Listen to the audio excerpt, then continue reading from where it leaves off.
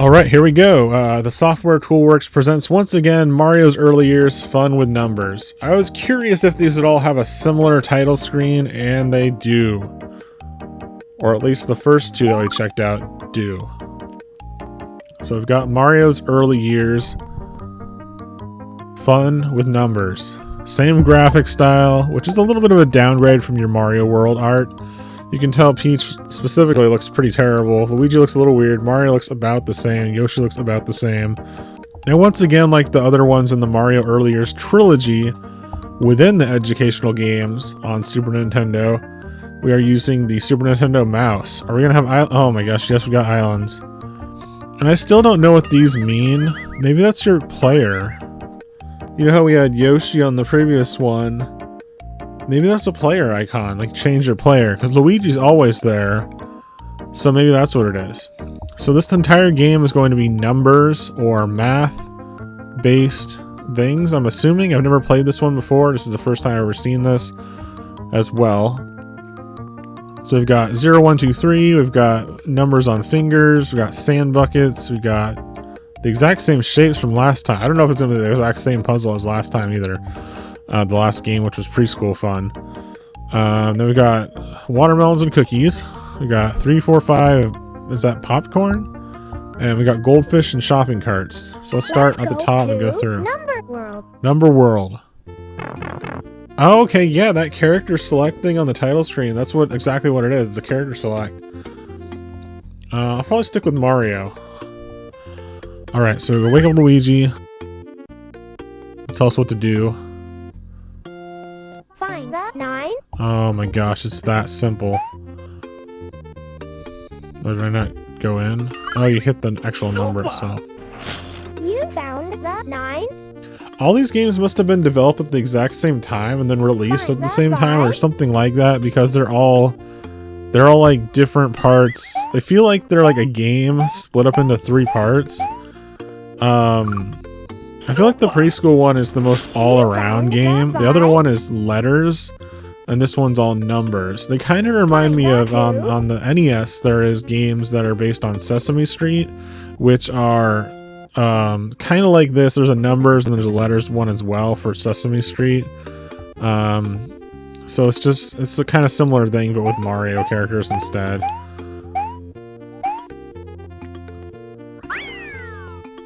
I mean, I'm not really expecting much from these educational games designed for preschoolers, but they are interesting to check out and see the similarities and differences and just the way they work on the Super Nintendo. The similarities and differences being comparing them to the actual mainstream Super Mario games. Just graphically, the music, which is mainly borrowed from the Mario games. There's a little bit of original music, or like they had Twinkle Twinkle Little Star in the last one.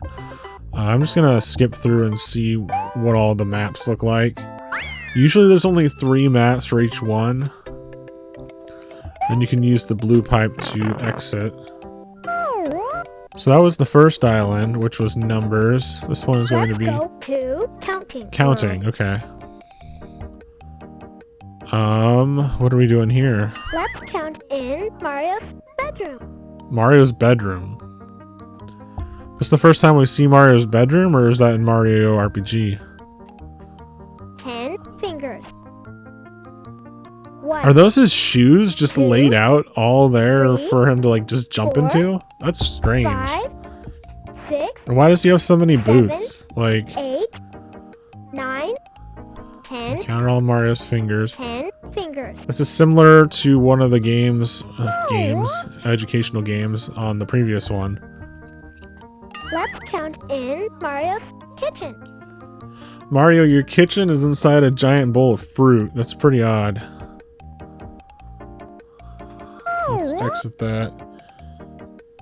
Yeah, that's about it, I guess. Let's go to the sand buckets. Let's go to Comparing World. Did she say Comparing World? Alright, Luigi, tell us what to do.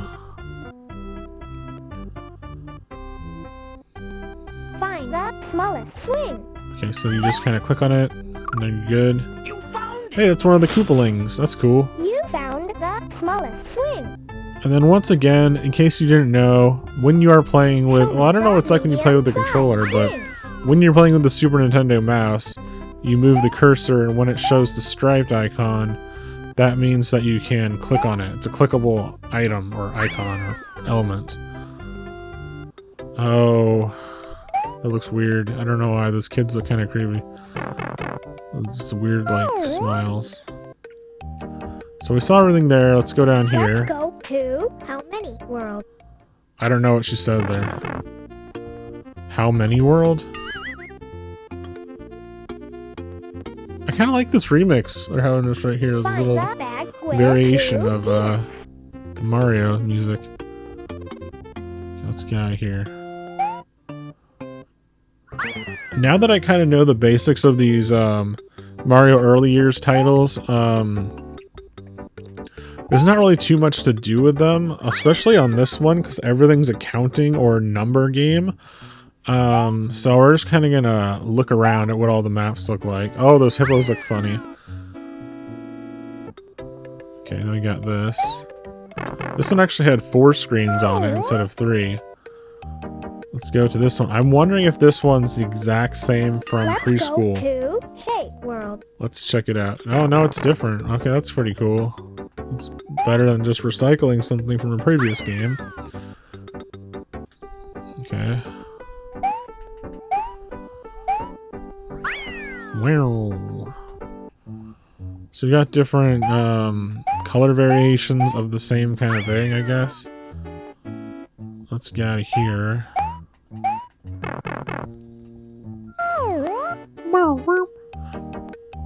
I've got the goldfish shopping cart area. Same and different world. Same and different world. Let's just see what this one's all about. I'm assuming you picked the one that's different from the rest. Show me that one, which is Oh, different. flipped them around on me. I like your choice. I like your choice. You chose a tree. Is that supposed to be... Who is supposed to be saying that? It does not belong. I think it's Luigi, but he sounds really angry. Pick that Cows one, and a which sock. is different. Let's see what other screens we might have here. Okay. And we've got this one. I'm assuming they get gradually increase in slight difficulty as you go along. Then we've got this one. We're going down the pipe.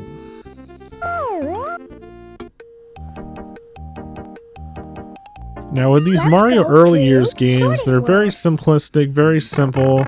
Once again, they are aimed at preschool age kids. I guess they're also intended to have your mom and dad help you play along through it or guide you along. And they're pretty interesting to have in a Super Nintendo collection. There's not a lot of replay value. There's not a lot of enjoyment compared to for fans of the Super Mario Brothers series. But they're kind of like a nice collector thing to have. Like, oh, hey, you've never heard of this Mario game type of thing. But they don't really have that much substance to them, just in general. Sure, you can learn things. Sure, they're kind of fun with the Mario theme. But there's not a whole lot to learn from these games. It might be a little more entertaining than going to school, but you're probably better off going to school or reading a textbook or something like that. So we kind of skipped through all those, but then once again, that's about it. So once again, that's about it for this game, which was Mario's Early Years Fun with Numbers. We've got this thing down here, which I now know is a character select. If you do want to play as Yoshi or Toadstool / Peach or Mario, you can do so by clicking there. And once again, to wrap up these Mario Early Years games, before we move on to the other educational titles for the Super Nintendo with Mario, they are just really basic counting games, especially in this one. Counting or matching different numbers, find the differences, stuff like that. There's not even as much advanced math as such as things like addition, subtraction, multiplication, division. They don't even go that far. They just go counting up to 10 usually.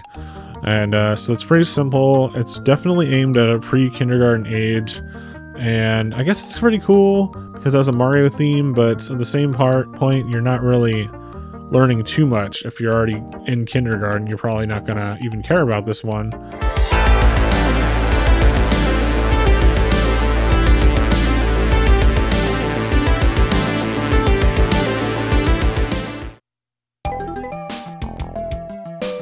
Oh, this is nostalgic as heck.